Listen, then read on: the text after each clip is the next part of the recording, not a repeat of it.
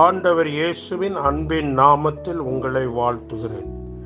மீண்டும் நாம் சந்திக்க கிருபை நல்கின ஆண்டவருக்கு மகிமையும் ஸ்தோத்திரமும் உண்டாவதாக.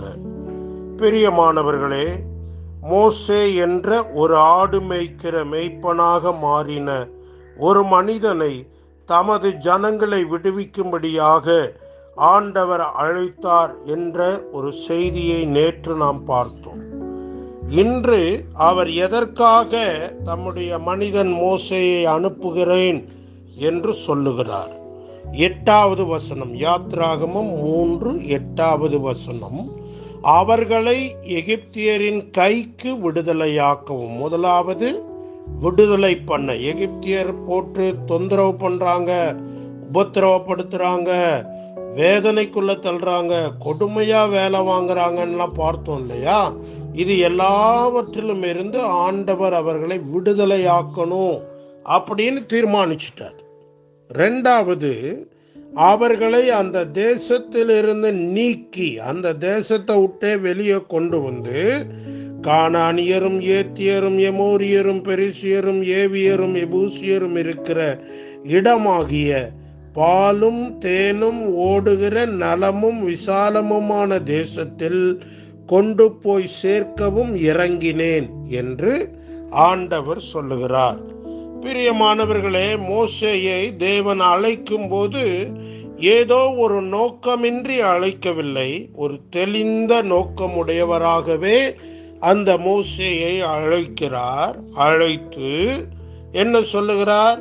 உனக்கு கொடுக்கிற பணி இது என்று சொல்லுகிறார். முதலாவது, எகிப்தியர்களுடைய அடிமைத்தனம், நெருக்குதல், ஒடுக்குதலில் இருந்து நீ அவர்களை விடுதலையாக்க வேண்டும்.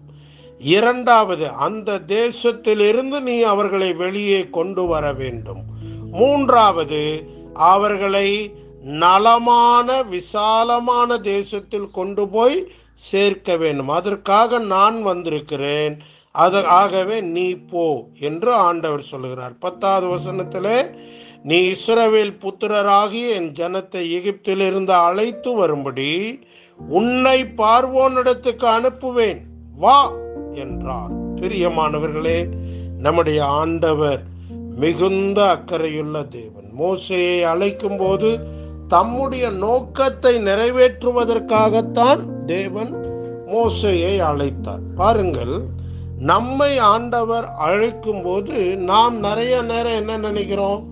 நான் ஆசீர்வாதமா இருந்தா போதும், ஆண்டவர் என்ன நன்மையினால நிரப்பினா போதும், நான் ஆண்டவரை தெரிஞ்சுக்கிட்டேன், ஆண்டவர் எனக்கு எல்லா விதத்திலும் உதவி செய்யணும் அப்படின்னு ஒரு எதிர்பார்ப்போட இருக்கிறோம். ஆனா நல்லா நம்ம புரிஞ்சுக்கணும், உங்களையோ என்னையோ இந்த உலகத்தில் எந்த மனிதனையோ மனுஷியையோ தேவன் தேடி வரும்போது அவருக்கு ஒரு நோக்கம் உள்ளது. அந்த நோக்கத்தை நீங்களும் நானும் நம்முடைய வாழ்க்கையிலே நிறைவேற்ற வேண்டும் என்று ஆண்டவர் விரும்புகிறார்.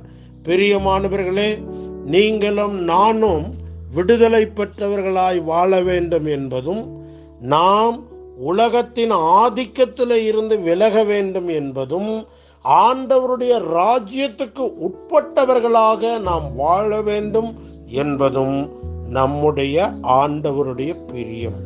பிரியமானவர்களே, நம்மோட வாழ்க்கையில தேவன் நம்மளை ஒரு நோக்கத்தோடு அழைத்திருக்கிறார் அப்படின்னா அந்த நோக்கத்தை நாம புரிந்து கொண்டு இருக்கிறோமா, அந்த நோக்கத்தை நாம நிறைவேற்றுகிறவர்களாய் இருக்கிறோமாங்கிறது மிக முக்கியம். அதனால நம்ம அடிக்கடி என்ன ஜெபம் பண்ணணும்?